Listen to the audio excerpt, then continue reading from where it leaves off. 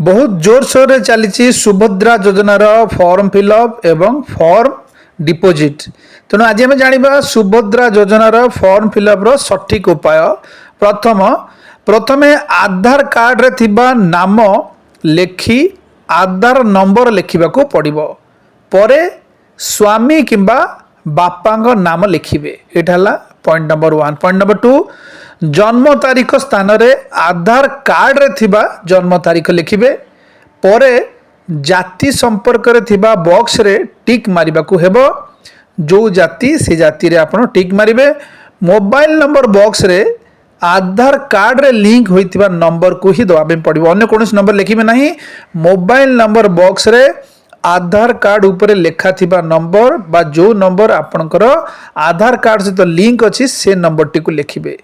विकल्प भाव में आपण आउ गोटे नंबर मध्य लिखि पारंती, माने दुईटा नंबर भी दे पारिबे। प्रथम नंबर हबो जो नंबर आपणकर आधार कार्ड सहित लिंक थिबो। द्वितीय नंबर आपण आउ गोटे अल्टरनेटिव नंबर दे पारिबे। नंबर 3, तापरे ठिकणा आपन को लिखा पड़ो। ठिकणा लिखि आधार लिंक थिबा बैंक अकाउंट नंबर देबा को पड़ो। जो आधार कार्ड आपन यूज करूचंती सेथिरे आपनकर जो बैंक से आधार कार्ड सहित लिंक अछि, आपनकर जो बैंक अकाउंट थिबो आउ जो आधार कार्ड ता सहित लिंक थिबो से तापर जो ठिकणा लिखा हिथिबो से ठिकणाटी को आपन लिखिबे।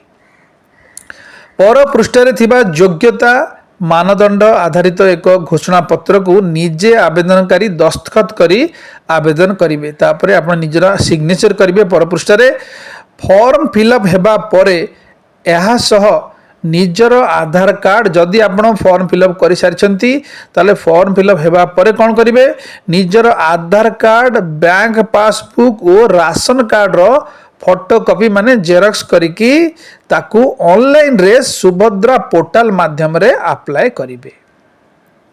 आवेदन करि सारिबा परे ग्रहण पत्र आनिबा को जेमिति न भूलंती, जेउथिरे आपनकर आवेदन पत्रर नंबर रहिथिबो। माने जोटा आपण आवेदन कले से गोटे रिसिप्ट देबे जे आपनकर आवेदन हेगला बोली। आवेदन नंबर आपनकर इया जेउथिरे आपनकर आवेदन पत्रर नंबर रहिथिबो। तापर पॉइंट को जिबा।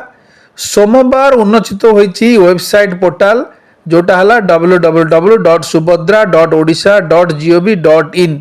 येटा हला गोटे वेबसाइट। एथिरे जाईकी आपण समस्त तथ्य आपण को उपलब्ध हेबो। सुभद्रा योजना संबंध रे जानिया पई यही वेब पोर्टल समस्त प्रकार सूचना प्रदान करिवो। हिताधिकारी मानकर योग्यता, सेमानकर अधिकार, दायित्व सह बारंबार आपण को मन जो क्वेश्चन अछि तार प्रश्न और तार उत्तर दीटांक एठी मिलिबो। सुभद्रा योजना संबंधी कोनोसी नुआ घोषणा मध्य महिला माने एही वेब पोर्टल रे पाई परिबे।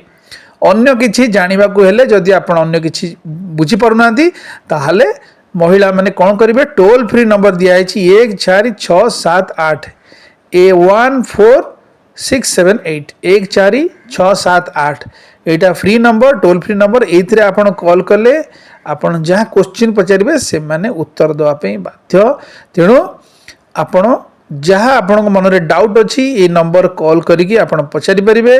वेबसाइट जोटा अच्छी सेथिरे आपण जाईकी जानि परिबे आपणकर दायित्व, आपणकर बारंबार आपण जो क्वेश्चन मन रे तार आंसर सब किछि आपण एठी पाई परिबे।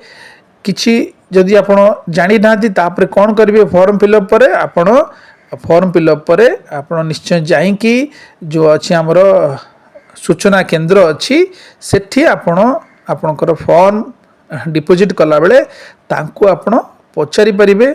आदर्श सेवा केंद्र अच्छी, मो सेवा केंद्र अच्छी, एठी भी से माने आपण को सपोर्ट करिवे, हेल्प करिवे। अंगनवाड़ी कर्मी मध्य आपण को हेल्प करि परिबे।